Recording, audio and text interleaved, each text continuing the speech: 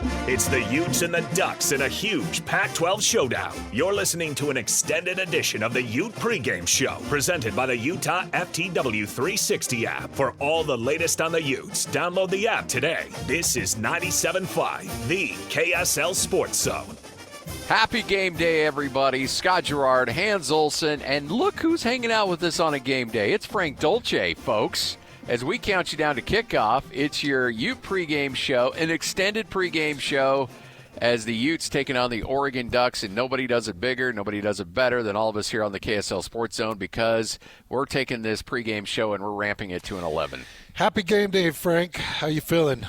I feel even better than I did earlier this week when we talked about this particular football game. I think things are trending the right way for Utah. So you're feeling the energy. Yeah, I feel the energy. The fan base is definitely abuzz. It's incredible. You can feel it. It's palpable. You can feel the energy in the air today. Yeah. It is really exciting, almost exciting enough to get me to sway the other way, too. Oh, we'll talk about that as we gave our predictions earlier the week on our Ute Preview show, which we do every Thursday from 1 to 3. But game day obviously blew it up. It was fun. It was awesome. The crowd everybody's juiced up and ready to go. But, Frank, ultimately, you can be as excited as you want, but you still have to play a really good Oregon team, and this is a really, really good Oregon team.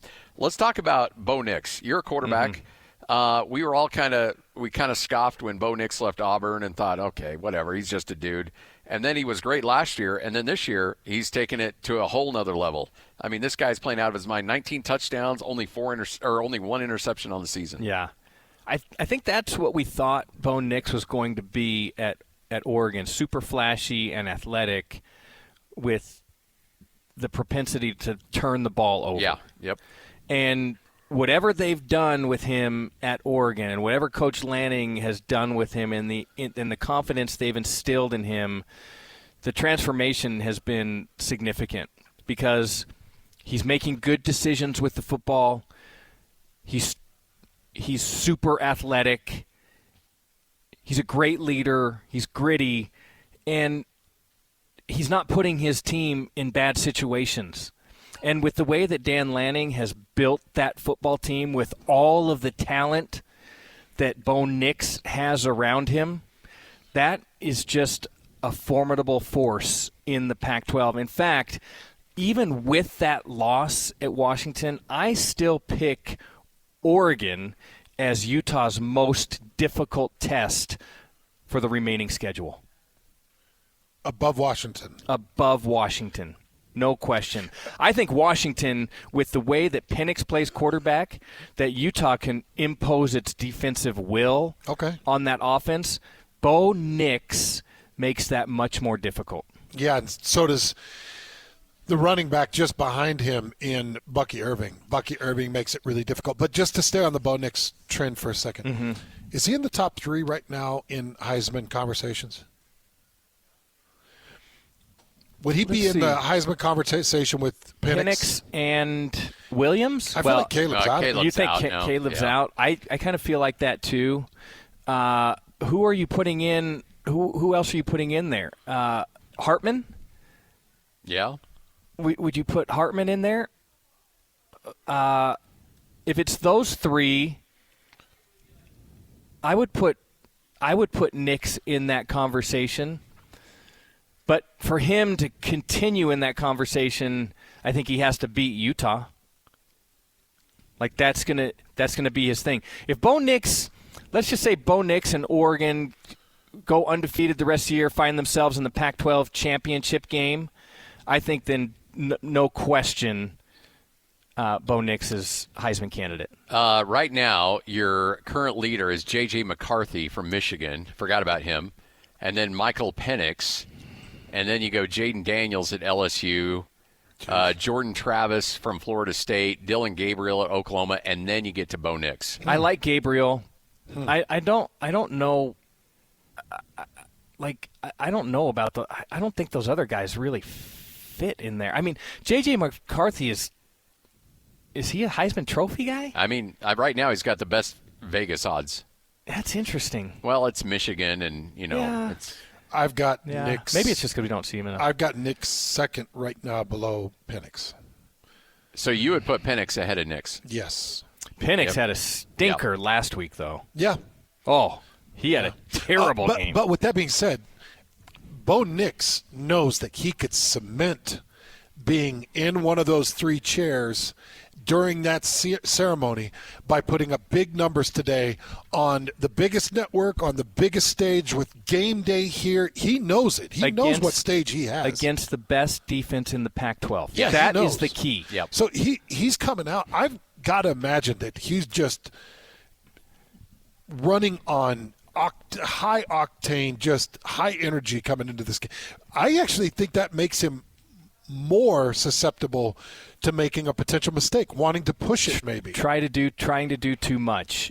It could be, and Utah has forced quarterbacks into that scenario this year. Yeah. That's a terrific defense. So, yeah, Bo Nix certainly in the Heisman conversation. I think what happens today will help determine where he ends up. Hans, if you're Morgan Scalley, what do you do defensively against Bo Nix? What do you show? Because he does have the ability to run. He can get outside the pocket.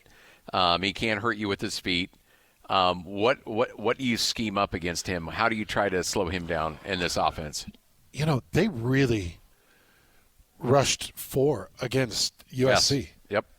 They really did not get overly creative. And I want everybody to understand that my film review of Utah USC really presented 4 that didn't have a true pass rush, 4 that stayed in lanes and tried to press because they didn't want Caleb Williams to beat him with their feet. So I think it's a similar game plan. I don't think you want it to be as ordinary as it was against USC because I don't want Dan Lanning and Bo Nix to be able to pick up something with what they're doing defensively. So maybe throw a couple of more kinks at them, but I think you plug gaps in your rushing. I think you rush safe. I don't think you rush with your head off. You put one guy with a head off rushing, you give Jonah Ellis that assignment, or you give maybe Connor O'Toole that assignment, but you make everybody else rush conservative. The other interesting thing about this Oregon team offensively is that I felt like, one, Utah started to take the run away against USC, but also USC abandoned the run in that game.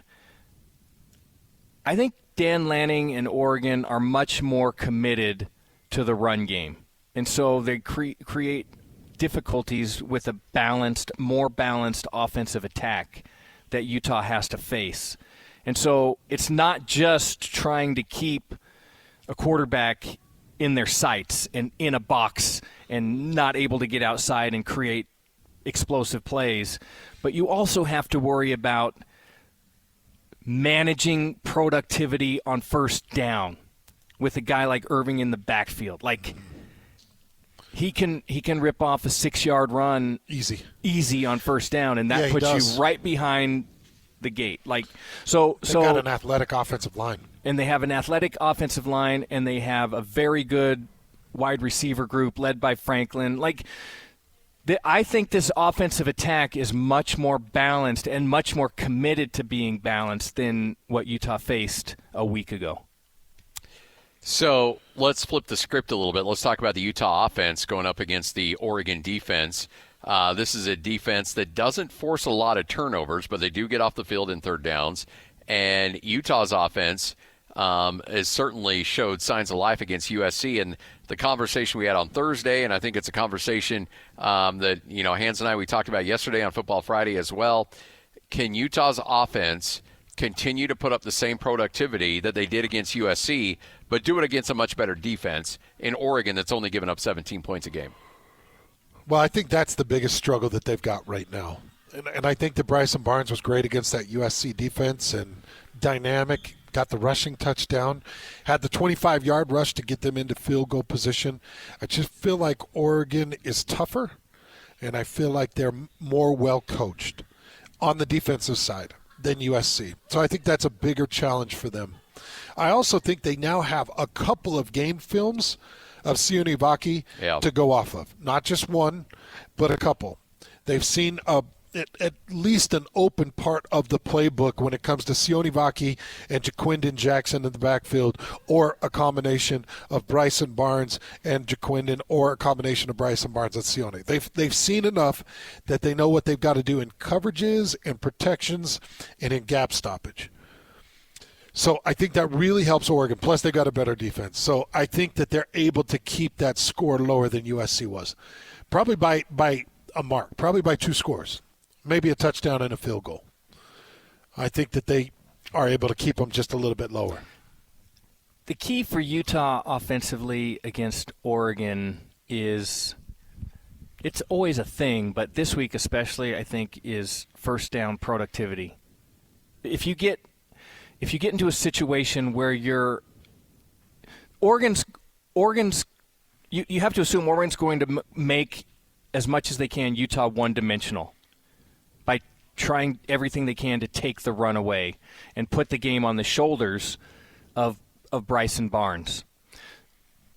But if you can if you can have productivity on first down and the ability to open up your playbook on second down, and now you keep Oregon a little bit on their heels. Like, okay, Utah can run or pass. Yeah. We can't necessarily make them one-dimensional. If Utah's not productive on first down, it's like helping Oregon make their one-dimensional defensive scheme. I think they can be. I know kind of the way I'm feeling about this game, but with Jaquindon Jackson and the downhill dude he is, and the addition of Sione, who's a wrinkle, and then you've got Money and Mikey Matthews. That's right. It's actually a first down offense. I think that they can get you into a 2nd and 5 or 2nd and 4 on even against this Oregon team. They can get you into that on occasion. If they can, that is a marker of success for Utah.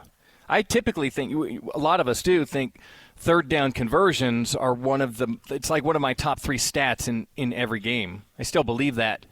But for Utah this week, it's essential first down productivity to be able to get yourself into a situation where you're 3rd and 2, 3rd and 1, 3rd and really manageable. Well, and nothing would be better for Utah in this game than, obviously putting points on the board any way you can is important, but boy, it'd be great to have a 14-play, 6.5-minute touchdown drive and sprinkle in 3 of those and really, try to carve up as much time of possession as you can possibly use. Anything you can to keep that Oregon offense off the field. And then when Oregon is on the field, it has to be grinding for every yard. Force them into long drives deep from their own territory. Hans, you said it earlier in the week, and I think that I'm starting to buy into that a little bit more, is like Utah has to make this a street fight. Yeah. An alley fight. Got to make it really ugly. Yeah, for Oregon. Because Oregon will out-pretty this Utah offense. They've got a more pretty offense. They can, unless Utah turns this into just ugliness and pulls Oregon into things they don't want to be in. You remember Gianni Paul? Oh, yeah. Utah's great linebacker. Undersized. No one gave him a chance. He didn't run well. He didn't have great athleticism, bad hips, all the things. He didn't have anything except he was a great linebacker. It felt like every game, somewhere in the first quarter, Gianni Paul was going out of bounds to lay somebody out. Yeah. To set the tone of the game. Yeah. And that was the tone of the game. I remember that. So it almost feels like where is Gianni Paul to make this one ugly, a little bit ugly for Oregon. I thought you were going to go further back with Joe Giannone. Yeah, that's right. Giannone? Joe Giannone.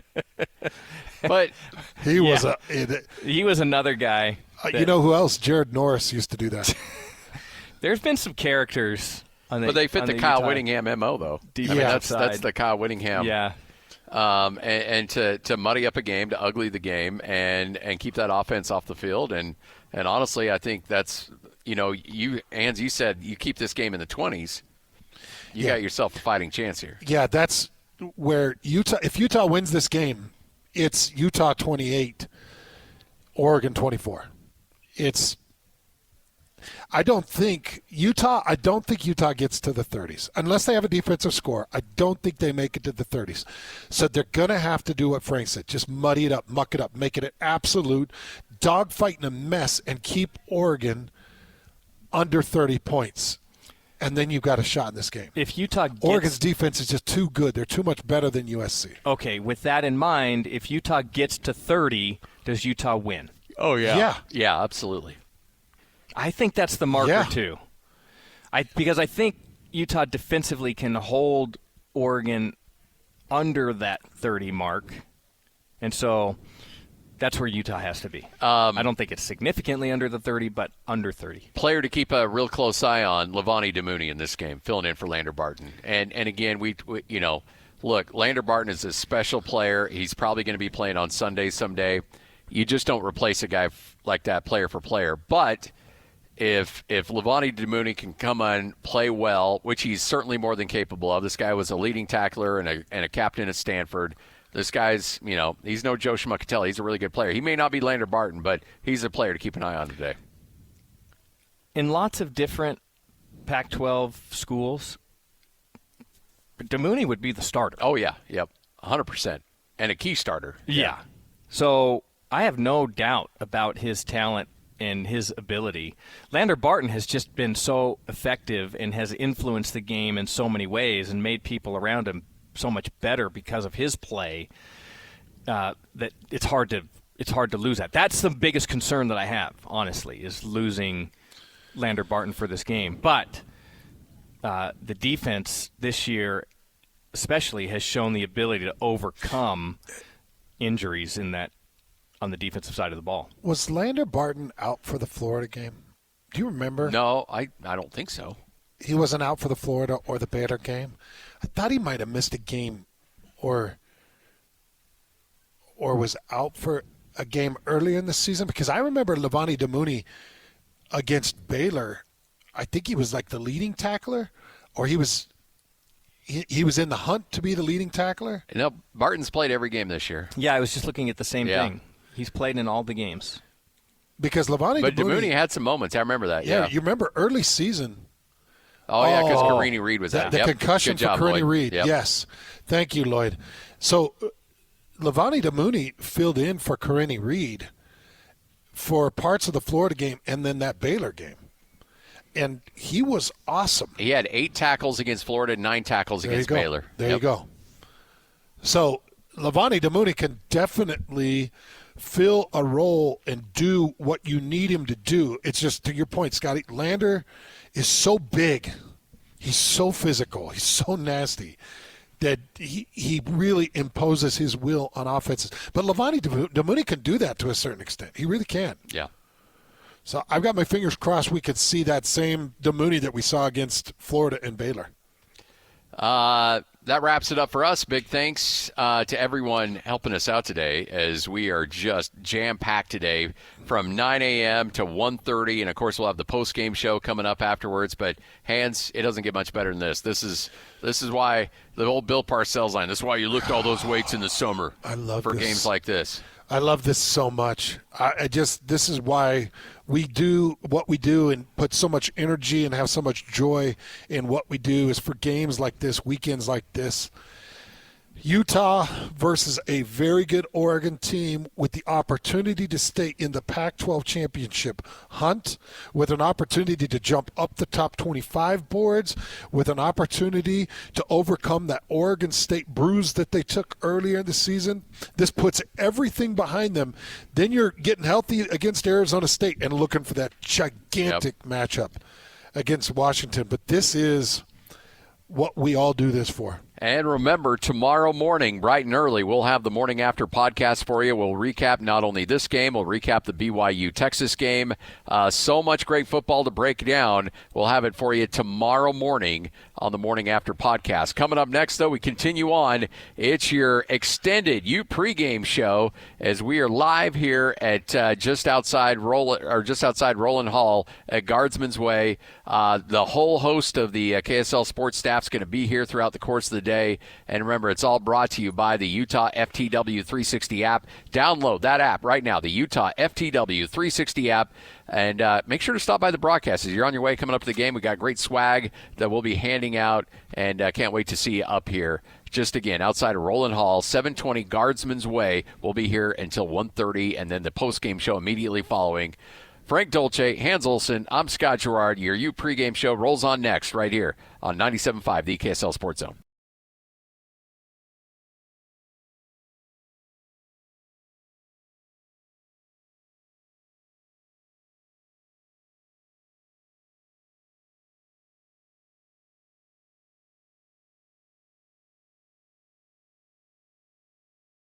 Getting you ready for the biggest game of the year with the Utes. This is an extended edition of the Ute Pregame Show, presented by the Utah FTW 360 app. This is 97.5, the KSL Sports Zone.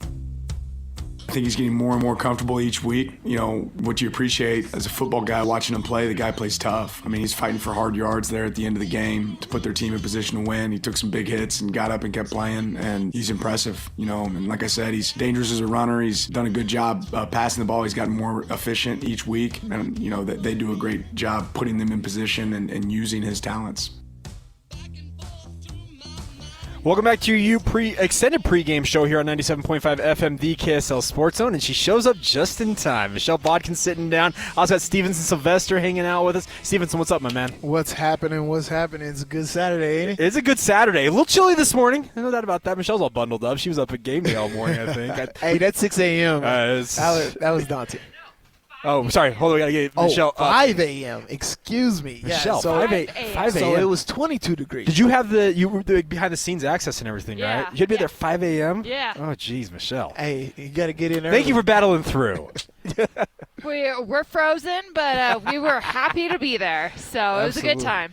Here's the thing. I turned it on this morning. I was getting ready to come up here, and I'm like, wow, what a crowd. Like, what in terms of the fans show out, that was awesome to see. Signs galore. We had a couple of them walking by here. Here on Guardsman's Way outside of Old Roland signs Hall. are awesome. Love for you guys to stop by the way. We got coffee, donuts, we got T-shirts to give away. If you guys want to stop by, do it. 720 Guardsman Way out here. All right, so Sly, I want to start with you here, obviously. Big game today, and we had David James on earlier with me doing kind of the first hour here, and he talked about the fact he feels like this might be, in a way, an eliminator game in terms of if Utah wins this game, they're on the inside track to make it back to the Pac-12 title game versus Oregon. It feels like one of these two teams has the inside track. What's your thought on that? Oh, yeah, of course. This game is huge. These next few games are huge for everybody. You know, even Washington, USC, SC's going through it right now. Everybody's ragging on them, but they got one loss in conference. Mm-hmm. They are good to go still, and they can make it hard for a lot of people, right? They still got Oregon and Washington. Mm-hmm. SC's a good team. They haven't played well the last couple of weeks, but if they can get out of their own way, they can put up points, and so they can make it dangerous. And then Washington, of course, is just a juggernaut. And Coach Witt said it. Everybody said it since the beginning of the season. There is not going to be an undefeated team in this conference. You know, Washington has a lot of games left. They got to play us. We got to play them. We've already played Oregon State, which was tough. And so, yeah, I think the inside track to this game is not only the inside track to the Pac-12 championship, but the college football playoffs. And you're right. That's another good point. It kind of opens that door for you. There's no doubt about that. And that's the interesting part about this. And Michelle, I want to get your thought on this. Is you were up there, obviously. You were at the Pat McAfee show yesterday, if I'm not mistaken. Were you up there for that as well? I was sort of up there for that. I actually was in the south end zone watching it. Got it. Okay. Yeah, but yes, I was basically on camera. Yeah. Well, and here's the thing. I'm listening to Cam Rising. I'm listening to Kyle Whittingham, and you can tell there's this air of confidence for this squad right now. And they've dealt with so many injuries this year, and they've had we're down to like the third and fourth string quarterback in this situation in most people's eyes. But it feels like Utah's feeling fairly good about themselves coming into this matchup, all things considered. Yeah, I think they're finally feeling good that they have an offensive identity. Correct, I think that's been the biggest thing. Like, they've kind of skated by mostly on their defense, a little bit with the special teams, but now it feels like they know what they're doing on offense, and that seems to have been the missing piece for them. And now you're kind of seeing, again, that kind of confidence, that swagger. We'll see how good this newfound offensive identity is. Sure. I have some questions still about that. This game could go a long way to answering a lot of those questions, but at least they have that confidence, and that's always, I think, step number one. And that's a good point. And Sly, I want your thought on that. Do you feel like the Utes are feeling fairly good about themselves coming into this, despite all the things kind of going against them so far this year? I mean, confidence is one thing, Yeah. but health. Come on now. Come on now. Well, come on. We started the season with half the roster. I know, but then Thomas Yasmin, we find out, is Lander Barton last week against USC. Yeah. It feels like almost every other day we're hearing from Kyle Whittingham. Oh, by the way, guys, Yeah. another season-ending Chris Curry's injury. down Yeah, sure, during yeah. the bye week. Yeah. At practice on a non-contact play. Like, wait, what? Yeah. So it's absolutely insane what's been going on with his Utah team, but it just shows Coach Whittingham. This is something that when I played for him, that it didn't matter what position or depth you were on the roster, you make it happen. Sure, Right? yeah. When you get in there, you take advantage of your opportunities. And so they've just done a great job of developing depth on this football team that we haven't been able to miss a beat. I mean, who would have told we'd be 13? We haven't had our top 2 starting quarterbacks the entire season. There's been a QB battle between QB 3 and 4 to see who's going to lead this team. You're getting a boatload of injuries throughout the year. You're losing defensive players, all of this left and right, and we would still be vying for an angle into the Pac-12 championship this late in the season. Right, and so I just think that's just been an amazing and something to commend by this coaching staff for what they've been able to do in recruiting, and what this community is able to do to get behind their team. Well, that's the fun part about it. And Michelle, the Sione Vaki story might be the funnest one of the season because he's the new Matt Asiata, Eric Weddle.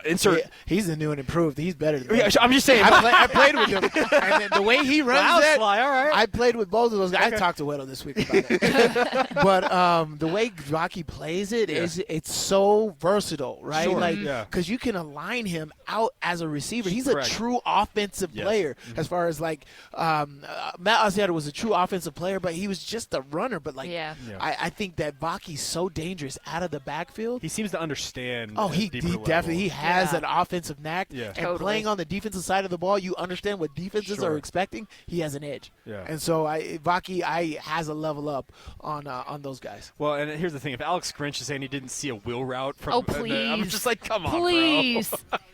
Just admit you Twice? didn't watch film. Exactly. It's fine. Yeah. It's fine. Because we missed it in the Cal game. You had to know we were going to come back to it. Here's the thing: did you happen to watch any of the game film from the Cal game? If that was The my game before you, yeah. That was my question. I was just like, okay, you don't say that out loud, sir. You should not. I mean, No. any defensive end or anybody in that position, you have to be aware of that situation. Yeah. Look at the running back split. If he's that wide, there's nobody out there. You're going to get picked. Yeah. And you're going to go. So get contact on him, make him bubble out. That's more technical. Sorry. No, but you're right. That's the former player. You know how to defend it. Like, No, I mean that's again we're talking about offensive players having Sure. pre-snap reads. Defensive player has pre-snap Correct, reads yeah. as well. There's giveaways that you can get, and by alignment, offensive players try to align themselves for success. And if you're a defensive player, you'll be like, okay, I see what you're doing. Yeah. And you have the ability to move around pre-snap. Sure. You have the leverage if you understand that. And for me as a defense, I would have saw that coming long time ago. Yeah. So, but the point is it's nice to see guys like Vaki kind of stepping out in a way and being a big part of this because. Let's be honest. Like when you lose 2 of your top 4 running backs for the season, Jaquindon Jackson, I don't think has been 100% all season long. Honestly, Yeah. To have Sione Vaki step up in that instance, it's been a huge help for this Utah team. Period.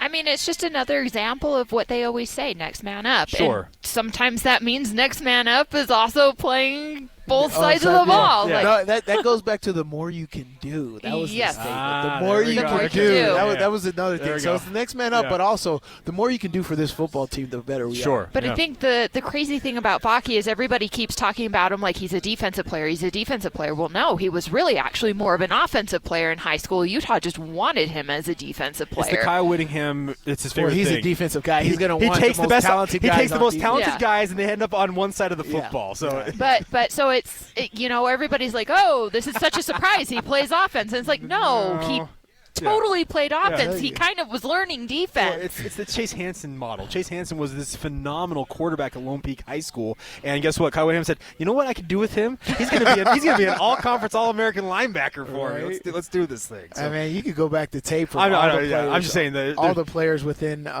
Coach Whittingham's years and done that, right? You got Paul Kruger, you got Steve Tate. I played against Paul actually, funny enough, in high school, right? And he was a phenomenal quarterback, right? But he ends up as this all-conference, all-American defensive end at Utah. Sean Smith was a running back, receiver, now the corner in the league, crazy. There's been so many people that they've converted over, but talking to Coach Witt about that, he's just like, you just see their potential in that, and you just put them in the best places to succeed. Well, it's a talent evaluation thing. Yes, they've got it down. That's the nice part about it. I was going to say though, I think this one feels like the one that they maybe got wrong. Oh well.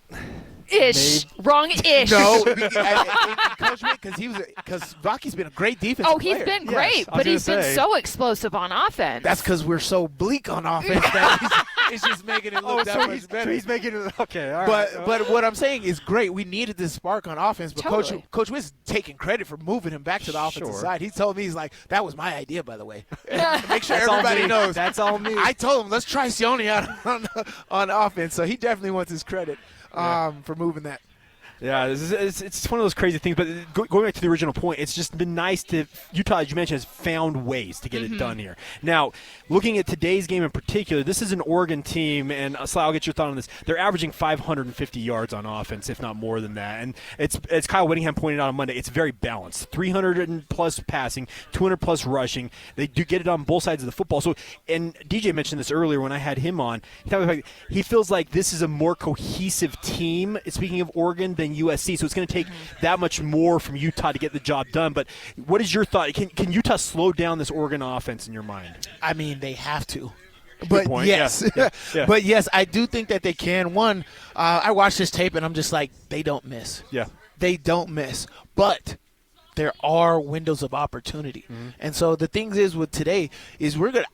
I hate to say this, but you gotta play perfect. I agree. You have to play perfect because the windows of opportunity are going to be small, but they're going to be there. They're going to be there to make opportunities for turnovers. I know Bo Nix only has one interception on the season, but when we get to the quarterback, because we'll be able to get by this offensive line, because one, I don't think that their running backs are good in pass protection. I agree. They are absolutely horrible. So when we bring that extra defender or we bring that false blitz to where they don't know where the blitz is coming, we're going to have opportunities on the running back. And when you get that, you got to win for one, and then when you get around the quarterback, you got to swipe at that ball.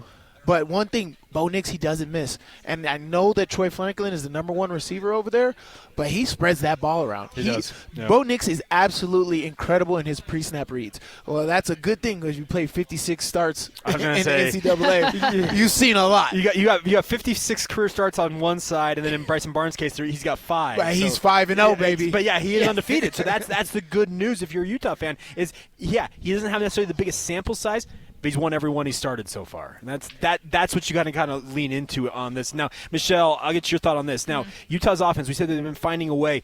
Do you feel like this is, and it's kind of the whole thing, it's the whole Kyle Whittingham classic in a way. This is run the football, take care of the football, and just grind this out. Is that what you're expecting from today's matchup?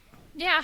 I mean, I think their formula this year really is kind of keep away more than anything else. And they'll have their explosive moments. I mean, Bryson Barnes to Sione Vaki, like the third play in last week against USC, They have the ability to do that on occasion. I don't think they have the ability to do that consistently the way that we've seen in the past with like Cam Rising.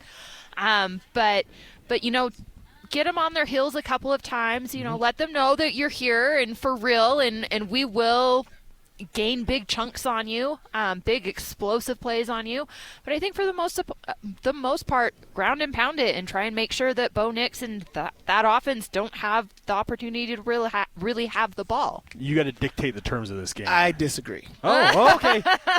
I do. Their defensive go. line in front seven is doing a very good job against the run. It is. And so you'll have to think about that because, one, what Michelle said is what everybody's already thinking. Correct. And I'm guaranteeing the defensive coordinator over there at Oregon is thinking the exact same thing. Use that to your advantage. He's going to load the box. Load the box, go some play action, get some rollouts, get some people moving to where you can throw back across the middle to a crossing route. But I think the intermediate game today is going to be on point. Right? Because, one, we have receivers to go off and blow the top off, which I think you're going to have to take shots during the game. Right? You got to loosen it up. You got to loosen them up that way. But the intermediate game, I think Devon Vele is going to have a monster game. I was going to say, is this Vele's? This is money. Or not money. Mikey Matthews. Jeez, all these M's. This is Mikey Matthews Day right here. Okay. But I think that Devon Vele, because Bryson Barnes is throwing that kind of sit-down route, that 12 to 15-yard sit-down route to dig route. It's almost like an option, right? He sits in that, depending on where the defender is, he's either going to go in or he's going to sit in that hole. But I think that route's going to be money today, so look for that. Money Parks. But also, I just think that the way that Mikey Matthews works the slot is also going to be huge. Okay. So I think the intermediate passing game is going to be of utmost importance if Andy Ludwig calls some intermediate passes. That's what I'm hoping. But I think that everybody's going to be banking on Utah having to rely on the running game and keep the ball out of Bo Nix's hands, and you're got to be aggressive. All right, we will continue to get some more of your thoughts, Sly, before we release you to go over to your pregame duties, obviously. Michelle will continue on with us as well. This is your extended Ute pregame show right here on 97.5 FM, the KSL Sports Zone. Stick with us.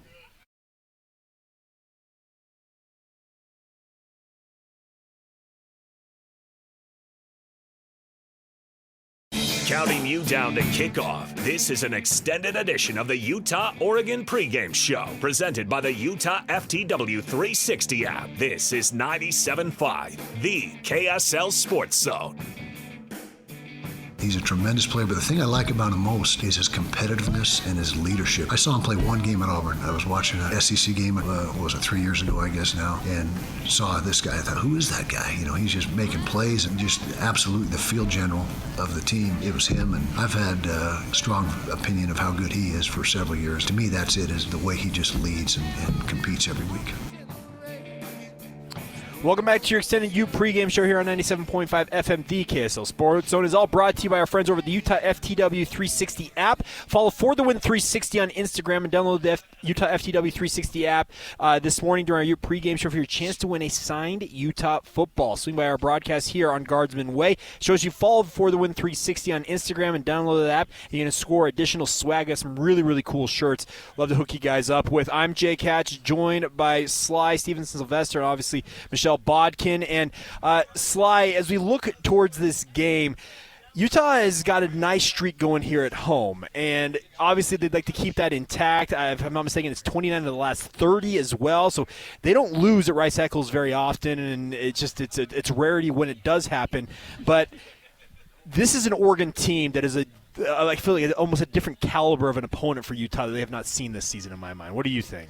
Yeah, I mean, it feels like we're saying this every week, right? Sure, as we're going through the Pac-12, our schedule gets harder. It's leveling up. Yeah. But Oregon, I watching film, for me, when I watch film, I was like, okay, where's my opportunity? Got it. Okay. Where's my holes? Yeah. I can't find it with this team. This team is really good. As Coach Whittingham said, even when Bo Nix was back at Auburn, he was a dynamic freaking player. He was, yeah. And of course, 56 starts, you got to be. But I think that, as I said, his pre-snap reads is one of the most impressive things that I see on film. He finds that window and where to throw the ball really early. Sure. But again, that plays great for us because we have great pre-snap defense, right? We show a different look than we're actually showing. Yeah. I absolutely love how Morgan Scally and Sharif Shaw has tagged this secondary with being able to shift their looks whenever they want to, but just make sure that they don't lose their responsibilities. And so this is going to be a tough offense to go. I mean, Bucky Irving, been a fan of his since last year. He is extremely talented. You saw last week at Washington State with his two touchdowns. That guy, when he gets in space, he can make a quick cut. Very Sione Vaki-like. Yeah, right? I agree. On the offensive side of the ball, catch the ball out of the backfield. He's going to be somebody that we have to really harness harness today. So honestly, that's the game for me. Oregon's offense, Utah's defense. We figure that out and get an edge, get a couple turnovers. I'm telling you, we're going to need a couple turnovers. That's going to be the deciding factor. Even if we're winning going into the fourth quarter, you got to tell yourself, we need those turnovers. We need those turnovers. And definitely if that fourth quarter, if we're able to pin our ears back and Oregon's not able to run the football, we can eliminate that and just get after him. That's when Utah wins. Now, Michelle, you heard Sly talk about that. They need to get turnovers. It feels like the defensive line, Jonah Ellis in particular, is going to really need to get Bo Nix off of his spots. Because if he sits back there, I'm terrified. I don't care how good of a secondary you got. If he's sitting back there and feeling comfortable in that pocket, it can be a long, long day for Utah. Yeah, Utah's going to need to bring the pressure. That means Jonah Ellis is going to have to be on his game. Van Fillinger, who had a really good game the week before, needs to bring that. Connor O'Toole feels like he's kind of getting back into the groove and the swing of things. They're going to need all those guys to get after them because, you can't give a guy like that time and you can't leave a guy like Bucky Irving unchecked. You know what I hate about that statement now? What's that? Getting the quarterback off the spot. It's not the same anymore. You're right. Cause they are. It's not the same because we played Caleb Williams last week, and I'm like, don't get him off his spot. Yeah. Because that's when he's better. Yes. I just seen this throw. I was watching film last night. It was like freaking 2 a.m. 2 a.m.? I was watching film last night. Did you sleep at all last night? No, not at all. I'm so excited for today. But, I'm seeing this throw, and he's literally drifting back and throws a pinpoint fade route on the other side of Troy Fling, and I'm just like, maybe what are we do want him to? Yeah, but my thing is, no, we got to corral him, so it's got to be. So we do this thing. Is the games. We do games on the defensive side of the ball, right? Yeah. That means just, cross twists and stunts. Yeah. And what we do that I really love is we literally look like the pressure's all coming off of one side, and really that guy is just running a loop. So he's running 12 yards deep. He's looking like he doesn't have any chance, and the quarterback's like, oh, that side is open. Let me run that way, when in actuality, he's showing up I'm coming. Yeah. And those type of things are what's going to have to work because those are unconventional. Those are things that quarterbacks can't really, I can see that pre-snap. You can't see that pre-snap. That is something in the moment you're going to have to do. But I think the pressure from the inside, from our defensive tackles, and making him get off the spot that way to where he's on his back legs, those throws will be a lot harder for him to make, and I think Cole Bishop and Sione can run under it. Well, I guess that's a very good point. Is you need to make him feel uncomfortable. Yes, uncomfortable. Yes. Yes, that's more than get him off his spot. He needs to be very uncomfortable. He's got to be. Use the term you didn't notice in the NFL: seeing ghosts. Oh yeah, you've got to get him convinced that there's somebody there that's. And that's what I was good at, man. You hit them, and then you say something in their ear. I'm not gonna say that on air. You say something in their ear, and then they're thinking about that the next play. Sure. Because on the defensive side of the ball, as I said, you can roam, you can move. Yeah. I say stuff to the quarterback as he's going through his cadence. Oh yeah, I was. I think every defensive player does that because the whole idea is to get them, unnerve them. You got to get them. Seeing ghosts is a great term. Yeah. That's. But I forgot we used that. But it's part of the whole calculus here. Yes. When you have a quarterback who is, like you mentioned, 56 career starts, he's seen a ton of looks. He's probably seen every look you can possibly throw out there at him. The only thing you can do is you got to beat your guys one-on-one. Jonah Ellis has got to come off the edge. You mentioned the defensive tackles. You got to have Junior Tafuna. You got to have Keanu Tanavasa. Samote Pepa. They've got to come up the middle and make sure that there are no lanes up the gut. Because the one thing I've seen from Bo Nix from my time watching him is he's a guy who will step up in the pocket. If that opens up at all, he'll run right up the middle on you. Yeah, and you got to make it. And seeing ghosts is if he's running up the middle, he's like, oh crap, somebody's behind me, and then he's gonna look, and then next somebody's hitting him from the side. So yes, he's got to be able to see it all, and you got to be able. And this was the biggest thing that I love about football is as physical as football is, the game is 85 to 90% mental. Sure, yeah, and that's a part of it. That's a part of the chess match is you getting into people's heads and not making them do the responsibilities that they know what to do.